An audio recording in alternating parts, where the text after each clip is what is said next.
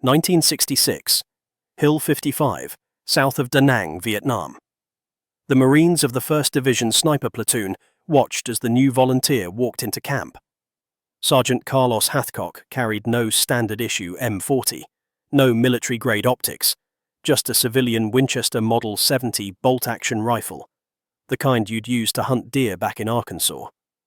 They mocked his deer-hunting rifle, called it a toy, said he'd be dead within a week carrying that thing into the jungle against NVA marksmen trained to kill Americans from the shadows.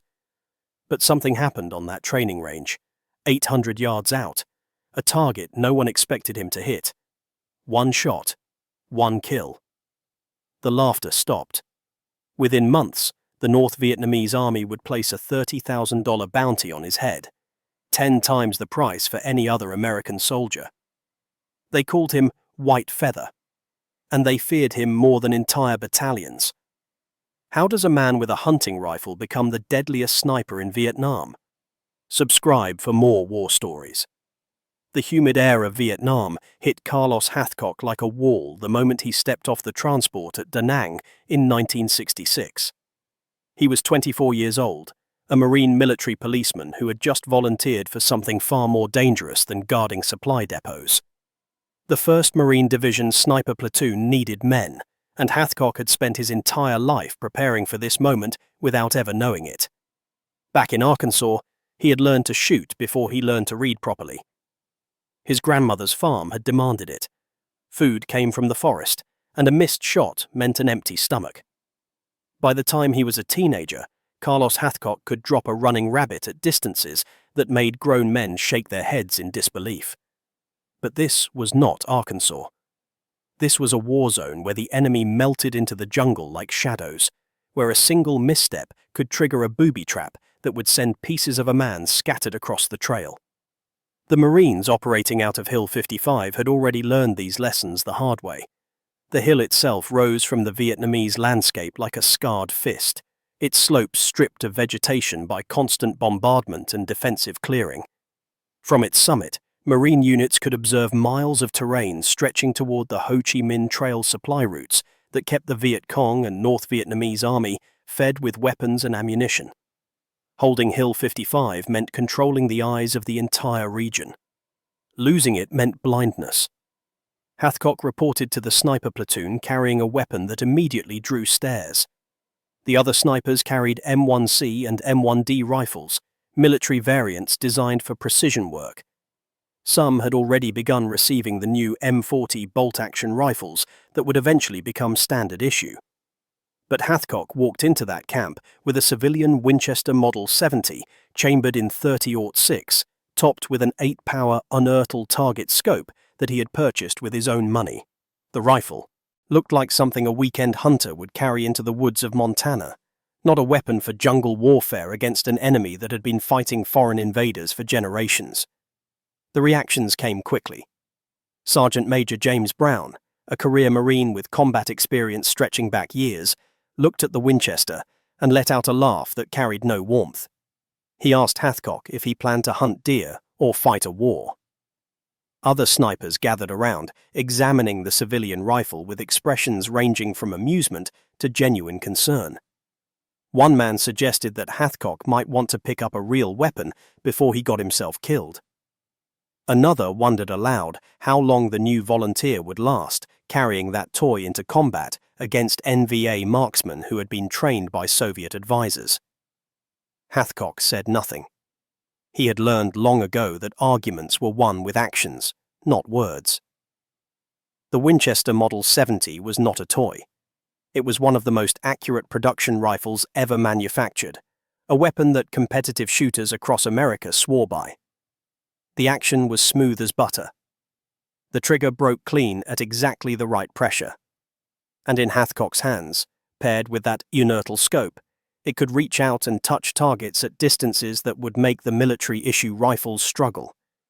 The effective range was somewhere between 600 and 800 yards under ideal conditions, but Hathcock had pushed it further during competition shooting back in the States. He knew what his rifle could do. He just needed to prove it to everyone else. Captain Jim Land changed everything. Land was an officer who understood that doctrine was a starting point, not a final destination. He had been building the Marine sniper program from the ground up, fighting against institutional resistance from commanders who saw snipers as an afterthought rather than a strategic asset. When Land met Hathcock and examined the Winchester, he did not laugh. He asked questions. He wanted to know about the rifle's accuracy at range, about the scope's magnification and clarity, about Hathcock's experience with wind calculations and elevation adjustments. The answers satisfied him. Land had read Hathcock's competitive shooting record, which included a Wimbledon Cup victory at 1,000 yards. This was not some amateur who had wandered into a war zone with a hunting rifle. This was a marksman whose skills had been tested and proven under pressure. The real test came on the range. Land arranged for Hathcock to demonstrate his capabilities to the skeptics who had dismissed him. The targets were set at 800 yards, a distance that pushed the limits of what most snipers considered practical in Vietnam's humid, unpredictable conditions. Heat waves rose from the ground, distorting the target through the scope. A light crosswind added another variable that could push a bullet off course by inches at that range. Hathcock took his time. He read the wind by watching the grass move, by feeling the air on his cheek, by noting how the mirage shimmered through his optic. He adjusted his elevation turret, calculated the holdover, and settled his breathing into the slow rhythm that competitive shooters call the natural respiratory pause. The shot broke clean. 800 yards downrange, the target registered a hit that would have been fatal on any human being. The Marines watching fell silent. Hathcock worked the bolt, chambered another round, and sent a second shot downrange. Another hit, then a third. The grouping was tight enough that the shots could have been covered by a man's hand. Sergeant Major Brown approached Hathcock after the demonstration. His expression had changed. There was no more mockery in his eyes, only the hard assessment of a combat veteran who had just witnessed something unexpected. He told Hathcock that maybe that deer rifle would work after all. It was not an apology, but it was an acknowledgement. In the Marine Corps, that was enough. Captain Land assigned Hathcock to begin training with the sniper teams immediately. The real work was about to begin, and it would test everything Hathcock had learned in ways that competitive shooting could never prepare him for. In competition, the targets were paper and steel. In Vietnam, the targets shot back. They hid in spider holes and tunnel systems. They set ambushes and planted mines. They knew the terrain better than any American ever could. And somewhere out there in the jungle, enemy snipers were already earning their own reputations by killing Marines with patient, methodical precision. Hathcock's Winchester had passed its first test, but Hill 55 was about to demand far more than accuracy on a firing range. The jungle was waiting, and it did not care about Wimbledon Cups or competitive records. It only cared about who could survive long enough to take the next shot. The first real mission came 3 weeks after Hathcock's demonstration on the range. Captain Jim Land selected him personally for what the Marines called a hunter-killer operation, a 2-man sniper team tasked with interdicting enemy movement along a suspected supply route. The intelligence report suggested that Viet Cong patrols had been using a jungle trail junction approximately 4 kilometers southwest of Hill 55 to move weapons and personnel under cover of the dense canopy. Aerial reconnaissance had spotted movement, but the triple-layer jungle made accurate assessment impossible from the air. Someone needed to get eyes on the ground and confirm what was happening. If targets presented themselves, the sniper team was authorized to engage. Land would serve as the spotter. Hathcock would take the shots. It was an arrangement that put enormous trust in a man who had never fired his rifle at another human being. Competition shooting tested nerves and precision, but it did not test the willingness to watch a man drop through a scope and know that you were the reason he would never stand again. Land understood this. He had seen promising marksmen freeze at the critical moment, unable to bridge the gap between punching paper and ending lives. The jungle would reveal whether Hathcock possessed whatever qualities separated snipers from shooters. They departed Hill 55 before dawn, moving through the wire in darkness and descending into terrain that swallowed light and sound. The jungle closed around them like a living thing, vegetation so thick that visibility dropped to meters in some places, Vines that grabbed at equipment and clothing, insects that found every exposed inch of skin and fed without mercy. The humidity wrapped around them like a wet blanket, and within an hour, both men were soaked through with sweat that would not evaporate in the saturated air. They moved slowly, placing each footstep with deliberate care to avoid snapping branches or disturbing the leaf litter that could betray their presence. Sound carried strangely in the jungle. A careless noise could reach enemy ears hundreds of meters away, while a whispered conversation might not travel 10 feet. By mid-morning, they had reached a position overlooking the trail junction. Land selected a natural hide on a slight rise, roughly 200 feet above the valley floor, where fallen logs and dense undergrowth provided concealment. They settled in and began the work that defined sniper operations. Waiting. Minutes stretched into hours. The jungle hummed with life around them. Birds called in patterns that Hathcock learned to read, their sudden silence often indicating human movement nearby. Monkeys crashed through the canopy overhead. Lizards skittered across the rotting vegetation. And through it all, the two Marines lay motionless, watching the trail through their optics. The Viet Cong patrol appeared shortly after 1400 hours. 7 men moving in a loose file along the trail, their weapons carried at the ready, but their body language suggesting routine rather than alert caution. They had walked this route before without incident and had grown comfortable with the rhythm of movement. Land spotted them first, his practiced eye catching the unnatural motion of human figures against the organic chaos of the jungle. He whispered range estimates to Hathcock, 650 yards to the lead element, wind minimal, perhaps 2 miles per hour from the east. Temperature and humidity would affect bullet trajectory, but at this range the adjustments were manageable. Hathcock settled his crosshairs on the lead man. Through the 8-power unertal scope, he could see details that transformed the target from an abstract enemy into a specific human being. The man wore the black pajamas common among Viet Cong fighters. He carried an SKS rifle with a folding bayonet. His face showed the strain of movement through difficult terrain. For a moment that stretched longer than it should have, Hathcock hesitated. This was the threshold that every sniper must cross. The line between training and reality that could not be uncrossed once passed. Then the calculations took over. Range confirmed. Wind accounted for. Breathing controlled. Natural respiratory pause reached. The trigger broke clean, exactly as it had thousands of times before. The lead man dropped without a sound. At 650 yards, the bullet arrived before the report of the rifle could reach enemy ears. The remaining Viet Cong froze for a critical second, their minds struggling to process what had happened. In that second, Hathcock worked the bolt on his Winchester, chambered a fresh round, and acquired the second target. Another shot. Another man down. Now the survivors scattered, diving for cover and searching desperately for the source of death that had found them from an impossible distance. They fired wildly into the jungle, their rounds passing nowhere close to the concealed sniper position. The effective range of their weapons was perhaps 300 meters under ideal conditions. Hathcock was shooting from more than twice that distance. Land was already on the radio. The coordinates had been pre-registered with artillery support at Hill 55, and within minutes the fire mission was approved. The captain called adjustments with the calm precision of a man who had done this many times before. 105mm howitzer rounds began falling on the trail junction, their explosions sending columns of dirt and vegetation skyward. The surviving Viet Cong had no chance to organize a coherent response. Those who tried to flee were caught in the impact zone. Those who stayed in cover were buried by subsequent rounds. The entire engagement lasted less than 10 minutes from Hathcock's first shot to the final artillery impact.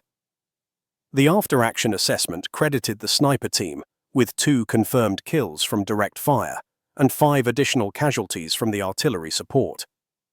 7 enemy combatants eliminated without a single American wounded. More importantly, the supply route was disrupted.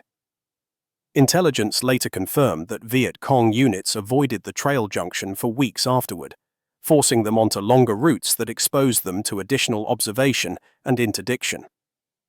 A two-man team with a hunting rifle and a radio had achieved what a full infantry platoon might have struggled to accomplish with far greater cost in American lives.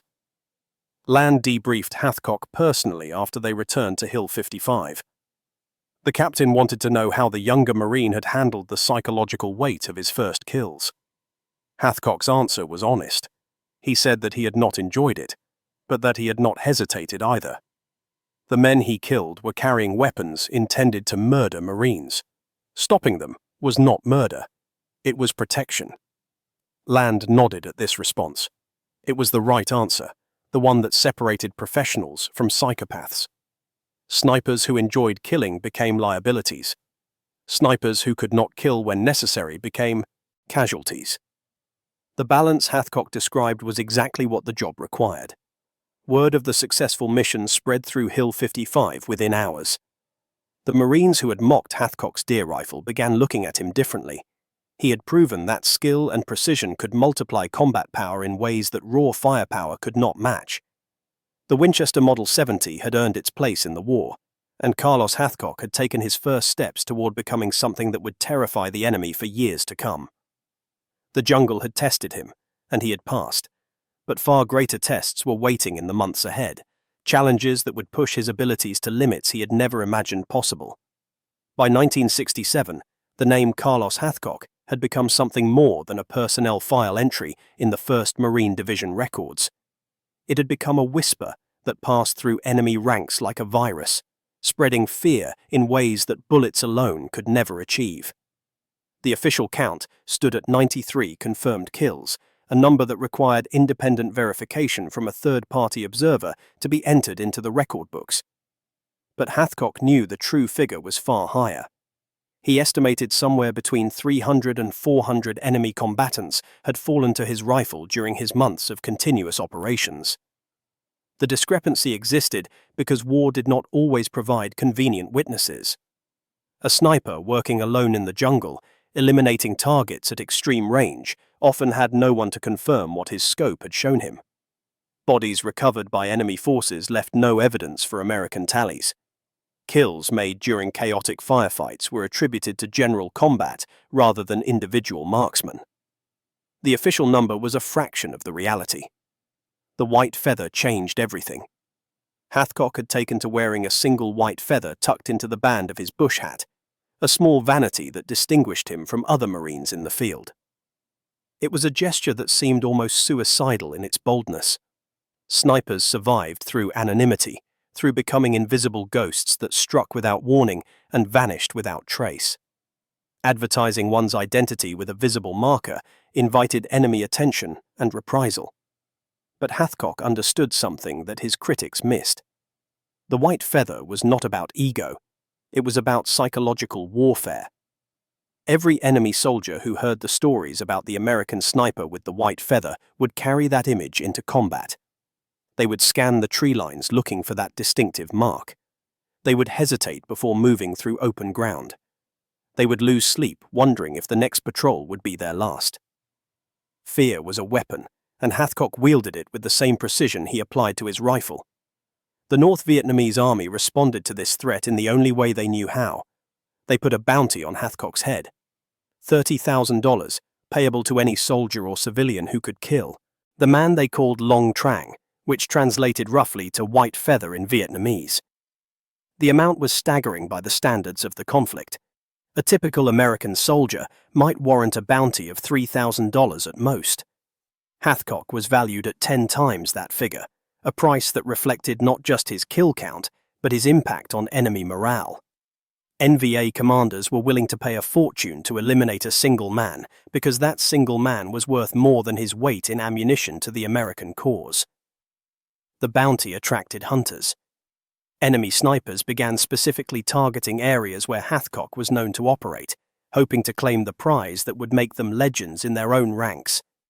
Intelligence reports filtered back to Hill 55 describing NVA marksmen who had been pulled from other sectors and assigned exclusively to kill the white feather.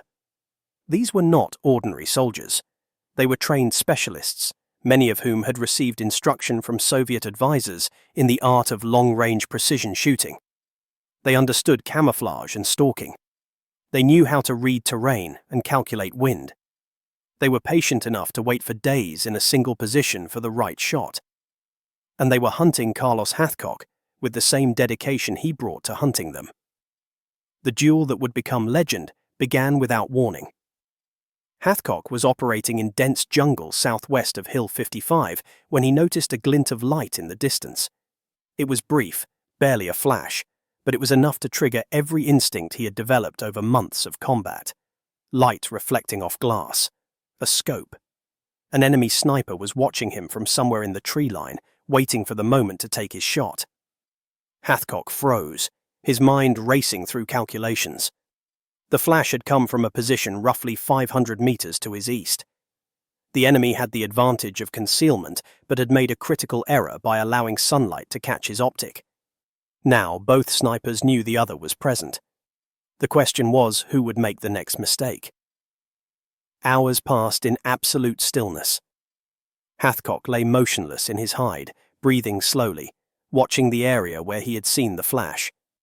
The jungle heat pressed down on him. Insects crawled across his skin, and he did not move to brush them away. Sweat pooled beneath his body, soaking into the earth. His scope remained fixed on a narrow band of vegetation where logic suggested the enemy sniper must be positioned. Somewhere in that green wall, another man was doing exactly the same thing, watching and waiting for any sign of movement that would betray a target. The enemy moved first. It was subtle, almost imperceptible, a slight shift in the pattern of shadows that did not match the movement of wind through leaves. Hathcock caught it through his scope and adjusted his aim fractionally. He could see nothing definitive, no clear outline of a human form, but he knew the enemy was there. Then he saw the scope. A dark circle against the green background, the front lens of an optical sight pointed directly at his position. The enemy sniper had found him and was preparing to take the shot. Hathcock fired first. The .30-06 round crossed the distance in a fraction of a second, travelling on a trajectory that would become the most famous shot of the Vietnam War. The bullet passed directly through the enemy sniper's scope, shattering the glass and continuing into the man's eye and brain. It was a shot that should have been impossible. The only way Hathcock's bullet could have travelled through the enemy's scope was if that scope had been pointed directly at him at the moment of firing. The enemy sniper had been a heartbeat away from pulling his own trigger. The difference between life and death had been measured in milliseconds. Hathcock recovered the body and the destroyed rifle. The scope was Soviet-made, high quality, mounted on a Mosin Nagant that showed signs of careful maintenance and customization. This had been no ordinary soldier. This had been a professional sent specifically to kill the white feather, and he had come closer than anyone would ever know. The incident reinforced something Hathcock had always understood, but never articulated. In the world of snipers, there was no margin for error. The skills that kept a man alive were the same skills that allowed him to kill. Every engagement was a test, where second place meant death. The legend of the scope shot spread through both armies. For the Americans, it became proof that Hathcock was untouchable, a sniper whose abilities bordered on supernatural. For the North Vietnamese, it became a warning. Even their best marksmen could not stop the white feather. The bounty remained in place, but fewer hunters volunteered for the assignment. The price of failure was too high, and Carlos Hathcock had demonstrated that he would collect that price without hesitation or mercy. The Tet Offensive changed everything in January of 1968. What had seemed like a war of attrition, grinding and predictable in its rhythms, exploded into chaos across the entire country. North Vietnamese Army regulars and Viet Cong guerrillas launched coordinated attacks on more than 100 cities and military installations simultaneously, catching American and South Vietnamese forces off guard despite intelligence warnings that something was coming. Hill 55 found itself at the center of a storm that would test every Marine on its slopes, including Carlos Hathcock, in ways that no training could fully prepare them for. The attacks on the hill began in the pre-dawn hours when mortar rounds started falling on the perimeter like deadly rain. Hathcock was in his hooch when the first explosions ripped through the compound, sending men scrambling for fighting positions and equipment. The sound was overwhelming, a continuous thunder of detonations mixed with the crack of small arms fire from multiple directions. The NVA had committed substantial forces to taking Hill 55, understanding that its observation capabilities made it a critical target. If they could blind the Marines in this sector, their supply routes would flow unimpeded and their units could move freely through territory that had been under constant surveillance. Hathcock grabbed his Winchester and moved toward the perimeter with the instincts of a man who had spent months reading this terrain. His role in a conventional assault was different from his usual hunter-killer operations. A sniper in a defensive battle became a precision instrument for eliminating enemy leadership and crew-served weapons, the high-value targets that could shift the momentum of an engagement. He found a position on the eastern slope where he could observe the approaches that NVA assault teams were using to close with the wire. The scene through his scope was something from a nightmare. Waves of enemy soldiers moving through the darkness, their forms illuminated by muzzle flashes and the flickering light of burning structures. The Marines along the perimeter were fighting with everything they had. M14 rifles barked in controlled bursts, their effective range of 500 meters allowing defenders to engage enemies well before they reached the wire. Machine gun teams swept the approaches with interlocking fields of fire that had been planned and rehearsed for exactly this scenario. But the NVA kept coming, accepting casualties that would have broken less determined forces, pushing forward through the kill zones with a discipline that spoke to months of preparation. Their AK-47s filled the air with a distinctive rattling sound, 600 rounds per minute of cyclic fire that could suppress defensive positions even when accuracy suffered at longer ranges. Hathcock began his work with methodical precision. He identified an NVA officer rallying troops near a tree line approximately 400 yards from the perimeter. The man was gesturing, directing squads toward gaps in the defensive fire. One shot dropped him instantly. Hathcock worked the bolt and found another target, a soldier carrying an RPG launcher who was maneuvering toward a fighting position where a Marine machine gun team was holding a critical sector. The rocket-propelled grenade would have devastated that position and opened a hole in the perimeter. Hathcock's bullet found the man before he could fire, and the unfired RPG fell harmlessly into the mud. The battle raged through the night and into the morning. Casualty rates climbed on both sides as the NVA committed fresh units to replace those torn apart by Marine firepower. In some sectors, the fighting became hand-to-hand as enemy soldiers breached the wire and entered the defensive positions. Hathcock continued engaging targets of opportunity, his rifle speaking at irregular intervals as he identified threats that his fellow Marines could not see or could not reach. By dawn, he had lost count of his kills. The targets blurred together in a continuous stream of acquisition, calculation, and execution that left no time for the emotional processing that would come later. The wound came without warning. Hathcock was repositioning to cover a different sector when something hit him in the chest with enough force to knock him backward off his feet. For a moment, he felt nothing except confusion. Then the pain arrived, a burning sensation that spread across his torso like fire. He looked down and saw blood soaking through his uniform, bright red against the faded green fabric. A small caliber round had found him, probably a rifle bullet that had traveled farther than its shooter intended, one random projectile among the thousands filling the air that morning. The wound was serious but not immediately fatal. The bullet had struck his chest at an angle, tearing through muscle and cracking a rib, but missing the vital organs that would have killed him within minutes. Hathcock applied pressure with one hand and continued observing the battle through his scope with the other, unwilling to abandon his position while the outcome remained uncertain. Blood loss made his vision swim. The pain became a constant presence that he forced to the back of his mind through sheer willpower. He took 2 more shots during the next hour, both hits on enemy soldiers who were attempting to exploit what they thought was a weakened sector. By midday, the assault had broken. The NVA withdrew, leaving hundreds of their dead scattered across the approaches to Hill 55. Marine casualties were severe, with estimates suggesting that 70% of defenders in certain sectors had been wounded or killed during the heaviest fighting.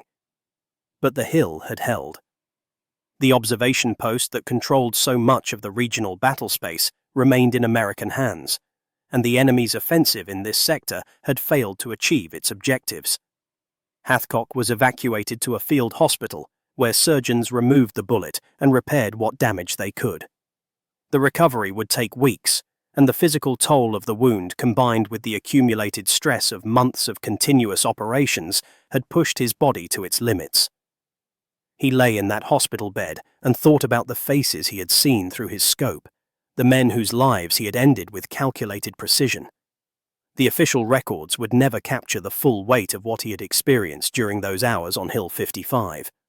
Numbers could describe the battle, but they could not convey the chaos, the fear, the desperate determination of men fighting for their lives on both sides of the wire. The doctors told him that his first tour was effectively over. The wound needed time to heal properly, and the Marine Corps was not in the habit of sending damaged snipers back into the field before they were ready. Hathcock accepted this verdict with the stoicism that had defined his entire service. He had given everything he had to the fight, and his body had finally demanded payment. But even as he recovered, he knew that this was not the end. Vietnam was still burning, and the skills he possessed were too valuable to waste on stateside assignments. He would return. The jungle would see the white feather again. The only question was when. Carlos Hathcock returned to Vietnam in 1970, 2 years after the bullet on Hill 55 had sent him home to recover. The war had changed during his absence. American troop levels were beginning their long decline as the Nixon administration pursued a policy of Vietnamization, transferring combat responsibilities to South Vietnamese forces while gradually withdrawing American units. The optimism of the early years had given way to a grinding recognition that this conflict would not end with a decisive victory. But the fighting continued, and the Marine Corps still needed men who could reach out across impossible distances and eliminate threats that conventional forces could not touch. Hathcock arrived with a reputation that preceded him like a shadow. The stories of the white feather had spread throughout the military, growing larger with each retelling until the man himself seemed almost mythical. Young Marines who had heard about the scope shot and the $30,000 bounty looked at him with a mixture of awe and disbelief, unable to reconcile the quiet, unassuming sergeant with the legend they had constructed in their minds. Hathcock did nothing to encourage this mythology. He spoke little about his previous tour, deflecting questions with the modest demeanor of a man who understood that survival in combat owed as much to luck as to skill.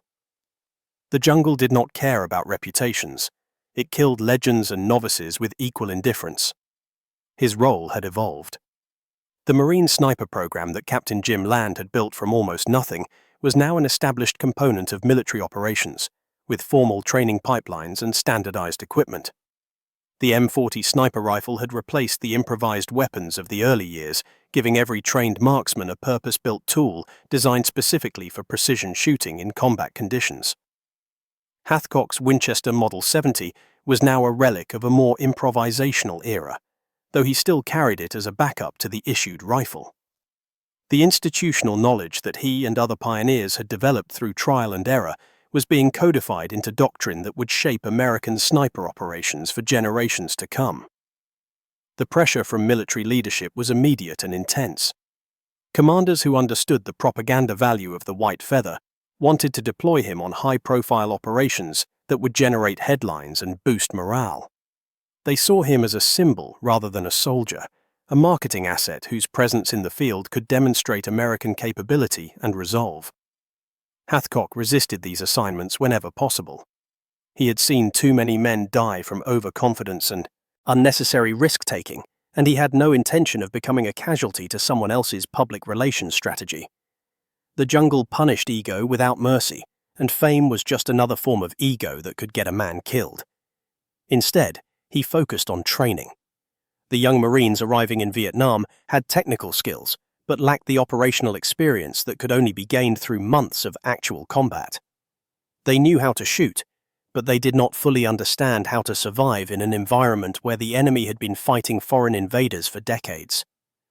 Hathcock took them into the field on training missions that replicated the conditions of actual operations without the immediate threat of enemy contact. He taught them to read terrain the way he had learned to read it, identifying natural hides and likely ambush positions by understanding how vegetation grew and how water shaped the landscape. He showed them how to calculate wind by watching grass and leaves, developing an intuitive sense for atmospheric conditions that no instrument could fully replace. The lessons went beyond marksmanship. Hathcock emphasized the mental discipline that separated successful snipers from those who became statistics. Patience was not passive waiting, but active observation, a constant processing of sensory information that built a picture of the operational environment. Fear was not weakness, but a survival mechanism that needed to be acknowledged and managed rather than suppressed. The enemy was not an abstraction, but a collection of individual human beings with their own training, motivations, and vulnerabilities. Understanding those vulnerabilities was as important as understanding ballistic trajectories. Wind speed calculations became a particular focus of his instruction. At 1,000 yards, a 5-mile-per-hour crosswind could push a bullet off target by as much as 2 feet, the difference between a clean kill and a complete miss. Young snipers learned to estimate wind speed at multiple points along the bullet's trajectory, accounting for variations caused by terrain features and vegetation that could create local effects invisible from the shooter's position. They practiced making these calculations under stress, with Hathcock introducing distractions and time pressure that simulated the chaos of actual combat. The goal was to make the process automatic, a reflex that required no conscious thought when the moment of truth arrived. The results were measurable. Marines who trained under Hathcock returned to their units with a confidence and capability that their commanders immediately noticed. Kill ratios improved. Casualty rates among sniper teams declined. The institutional knowledge that had been locked inside the heads of a few experienced operators was spreading through the force, creating a multiplicative effect that extended Hathcock's influence far beyond what any single shooter could achieve alone. His health was deteriorating even as his teaching flourished. The years of exposure to the Vietnamese environment had taken a toll that would not become fully apparent until later. Agent Orange, the defoliant that American forces had sprayed across millions of acres of jungle to deny the enemy concealment, was silently attacking the bodies of everyone who had operated in treated areas. Hathcock did not know it yet, but the chemicals that had stripped leaves from trees were also damaging his nervous system, laying the groundwork for the multiple sclerosis that would eventually confine him to a wheelchair. The war was killing him in slow motion, a delayed casualty that would not be counted in any official statistics. His final tour ended not with a dramatic engagement, but with a quiet recognition that his body could no longer sustain the demands of field operations. Hathcock returned to the United States in 1972 and was eventually assigned to instructor duties at Quantico, where he continued training snipers for another 3 years before medical retirement forced him out of the Corps entirely. The transition to civilian life was difficult. The skills that had made him invaluable in combat had limited application in a peacetime economy, and the psychological weight of his experiences did not simply disappear because the shooting had stopped. Yet his legacy endured in ways that transcended his personal story. The Marine Scout Sniper program that exists today traces its lineage directly to the foundations that Hathcock and Jim Land established in the jungles of Vietnam. The tactics, techniques, and training methodologies they developed through bloody experience became the standard against which all subsequent programs were measured. Every American military sniper who has served since Vietnam owes something to the sergeant with the white feather who proved that one man with a rifle could change the course of a battle. Carlos Hathcock passed away in 1999, his body finally surrendering to the diseases that the war had planted inside him decades earlier. But the legend of the deer-hunting rifle that conquered Vietnam lives on, a testament to the truth that warfare is ultimately about the person behind the weapon, not the weapon itself.